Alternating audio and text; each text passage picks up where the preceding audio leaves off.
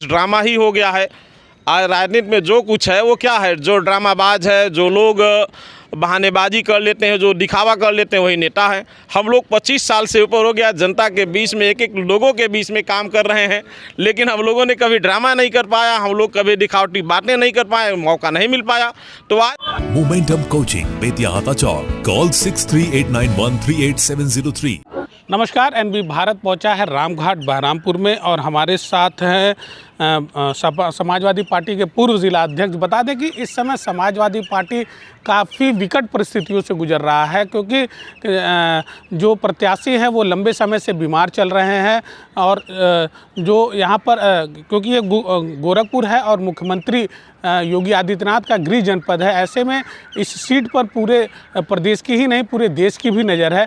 यहाँ पर जो प्रत्याशी है वो जिसके लगातार बीमार होने की वजह से लोगों में एक संशय बना हुआ है। लोग कहीं ना कहीं जो समाजवादी पार्टी के कार्यकर्ता हैं या गठबंधन के कार्यकर्ता हैं वो परेशान चल रहे हैं प्रत्याशी को लेकर, क्योंकि प्रत्याशी अभी लगातार लोगों से दूरी बनाए हुए हैं, मीडिया से दूरी बनाए हुए हैं।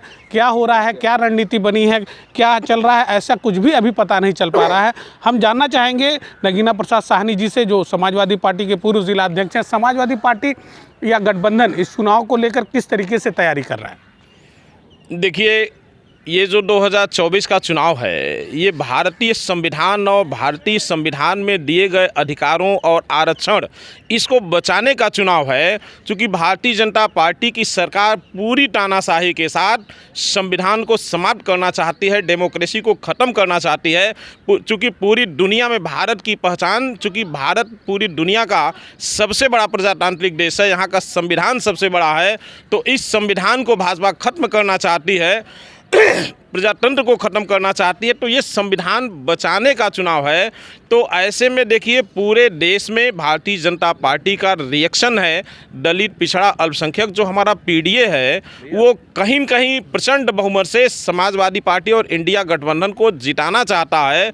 और आज इनका जो आतंक है इस सरकार का, आप देख रहे हैं, जो लोग भी उनसे नहीं जुड़े हैं सबको कहीं ईडी के माध्यम से, कहीं सीबीआई के माध्यम से, कहीं इनकम टैक्स के माध्यम से, कहीं थाना चौकी के माध्यम से उत्पीड़न किया जा रहा है। आप देख रहे हैं पूरे देश और दुनिया के लोग अभी केजरीवाल की गिरफ्तारी का विरोध कर रहे हैं, लेकिन ये लोग केवल कुर्सी हासिल करने के लिए तानाशाही कर रहे हैं। तो आज गोरखपुर जनपद में इस चुनाव को लेकर के हम लोग काफ़ी गंभीर हैं, क्योंकि ये मुख्यमंत्री का जिला है, संदेश यहाँ से जाना है और पूरे प्रदेश और देश की नज़र गोरखपुर जनपद के चुनाव पर है। तो अभी कल ही हम लोगों ने इंडिया गठबंधन की गोरखपुर में बैठक करके हम लोगों ने एक योजना बनाई, एक पॉलिसी, एक सिस्टम बनाया है कि कैसे हम लोग गोरखपुर जनपद से प्रचंड बहुमत से अपने प्रत्याशी को जिताएं। भैया, कहा जाता है कि जो दूल्हा है वो दूल्हा ही गायब है, तो बारात कैसे ससुराल तक पहुंच पाएगी?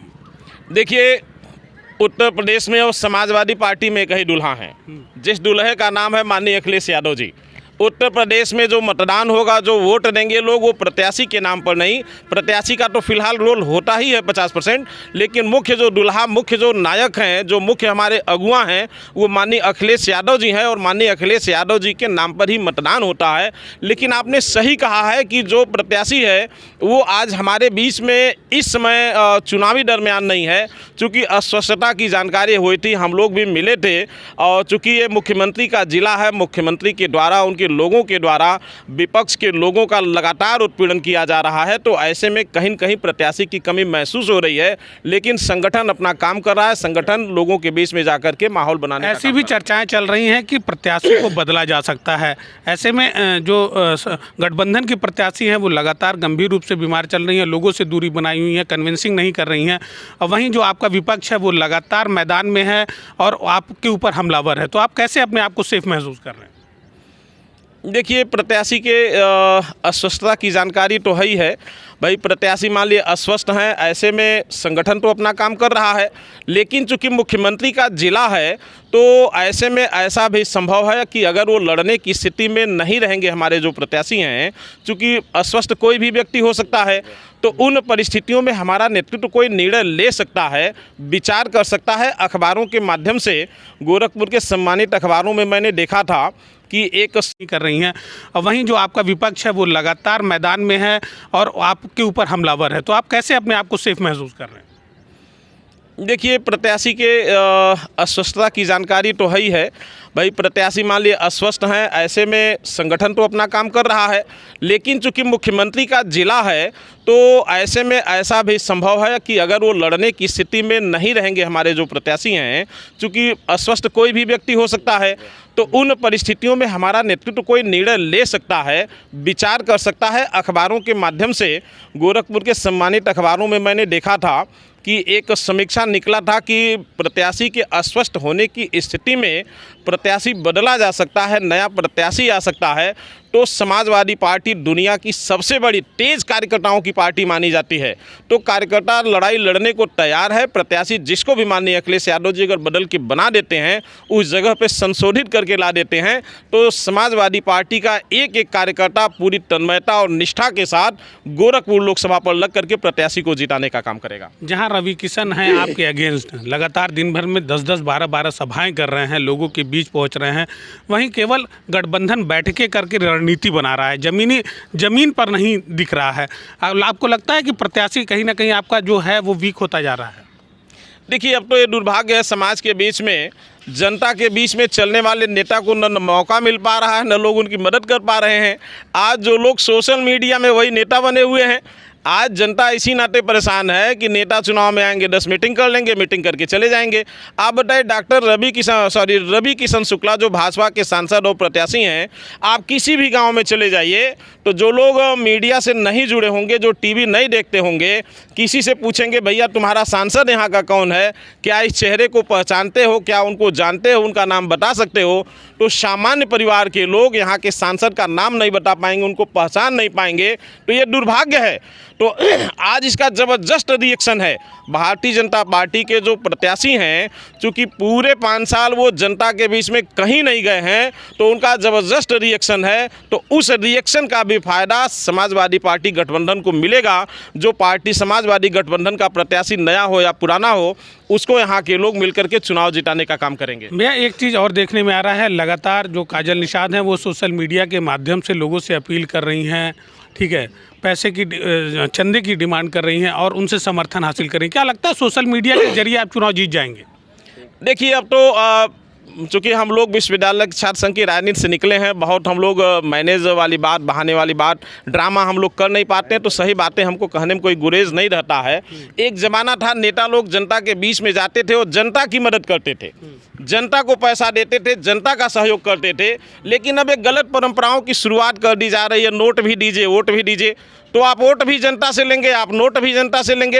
अरे भाई, जनता के लिए नोट मांगा जाता है। जनता के हित में अगर कोई काम आपको करना है, कोई गरीब बीमार है, किसी गरीब व्यक्ति या जो गांव पिछड़ा है वहां अगर रास्ता बनवाना है, कोई जनहित का काम करना है, तो उससे जनता से आप नोट लीजिए, वो काम जनहित का करिए, समझ में आता है। लेकिन आज के टाइम में गलत परंपराओं की शुरुआत हो गई है कि लोग चाहते हैं कि धन भी मिले, धर्म भी मिले, वोट भी जनता दे, नोट भी जनता दे। तो देखिए, मैं इस चीज़ का कतई समर्थक नहीं हूँ, चाहे मैं ही क्यों न प्रत्याशी रहूँ, चाहे कोई भी प्रत्याशी हो।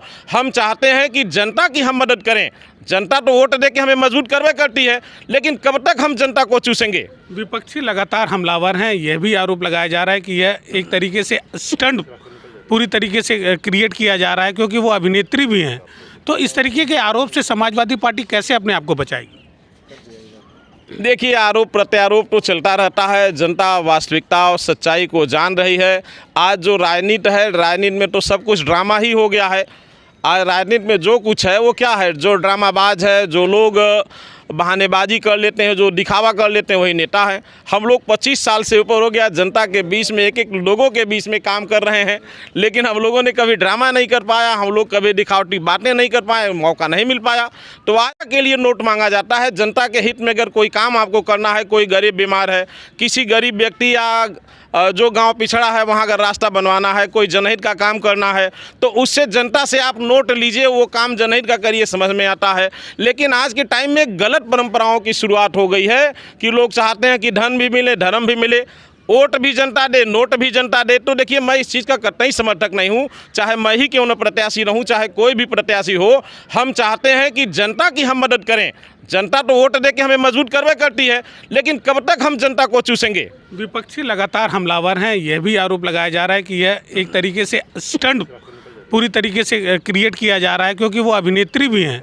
तो इस तरीके के आरोप से समाजवादी पार्टी कैसे अपने आप को बचाएगी? देखिए, आरोप प्रत्यारोप तो चलता रहता है। जनता वास्तविकता और सच्चाई को जान रही है। आज जो राजनीति है, राजनीति में तो सब कुछ ड्रामा ही हो गया है। आज राजनीति में जो कुछ है वो क्या है, जो ड्रामाबाज है, जो लोग बहानेबाजी कर लेते हैं, जो दिखावा कर लेते हैं, वही नेता हैं। हम लोग 25 साल से ऊपर हो गया जनता के बीच में, एक एक लोगों के बीच में काम कर रहे हैं, लेकिन हम लोगों ने कभी ड्रामा नहीं कर पाया, हम लोग कभी दिखावटी बातें नहीं कर पाए, मौका नहीं मिल पाया। तो आज तो उसी का ज़माना है। कहीं न कहीं इसके लिए जनता भी जिम्मेदार है, लेकिन जनता को ये महसूस करना चाहिए कि मीडिया और सोशल मीडिया से जनता का सेवा नहीं हो सकता है। जनता का प्रतिनिधि वो होना चाहिए जो जनता के बीच में जा कर के उनका आंसू पोंछने का काम करे, उनके सुख दुख में शरीक होने का काम करे। अगर कोई साथी बीमार है तो उसको ले जाके इलाज कराने का काम करे। कोई अगर साथी कहीं हॉस्पिटल, कहीं अगर थाने में बंद है तो उसे छुड़ाने का काम करे, उसकी लड़ाई को लड़ने का काम करे। चूँकि ये गोरखपुर जनपद तो मछुआरों का ज़िला है, आप जानते हैं सबसे ज़्यादा वोटर मछुआरा हैं। लेकिन भारतीय जनता पार्टी की इस सरकार में अगर सबसे ज़्यादा उत्पीड़न किसी का है तो सिर्फ निषाद समाज का है। अभी तक निषाद समाज के जो भी जनप्रतिनिधि हो रहे हैं उनसे नोट भी ले रहे हैं, उनसे वोट भी ले रहे हैं, और ले करके निषादों की लड़ाई जब लड़ने की बात आती है तो चुप्पा बन जाते हैं। तो कहीं न कहीं देखिए, निषादों का बड़े पैमाने पर उत्पीड़न हो रहा है। हम लोग तो विपक्ष में रहते हुए लगातार निषादों की लड़ाई को लड़ने का काम कर रहे हैं, और अंतिम दम तक, जब तक इस शरीर में जान रहेगा तब तक निषाद अपने समाज की लड़ाई लड़ने के साथ साथ गैर समाज की भी लड़ाई को लड़ने का काम करेंगे, और प्रयास करेंगे कि लड़ाई लड़ करके लोगों के चेहरे पर मुस्कान लाएं। ये हमारा संकल्प है और ये लड़ाई हम लड़ते रहेंगे। नगीना प्रसाद साहनी पिछले 25 वर्षों से कैडर के कार्यकर्ता रहे हैं, समाजवादी पार्टी में ही बने हुए हैं, तमाम उन्होंने प्रतिनिधित्व किया है। यदि समाजवादी पार्टी मौका देती है तो नगीना प्रसाद साहनी कितने अपने आप को तैयार मानते हैं? देखिए, समाजवादी पार्टी का एक कार्यकर्ता 24 घंटा तैयार रहता है। हम लोग तो 24 घंटा, आप 2 बजे रात में फ़ोन करेंगे तो 2 बजे रात में हमारा मोबाइल रिसीव होगा। अगर आपको हॉस्पिटल में भर्ती कराने की आवश्यकता पड़ेगी तो नगीना साहनी हॉस्पिटल में जाके भर्ती कराएंगे। थाने चौकी की ज़रूरत पड़ेगी तो पहले टेलीफोन पर बात करेंगे न्याय दिलाने के लिए। ज़रूरत पड़ेगा तो 2 बजे रात में थाने पर जा कर के लोगों के लिए लड़ने का काम करता हूँ मैं।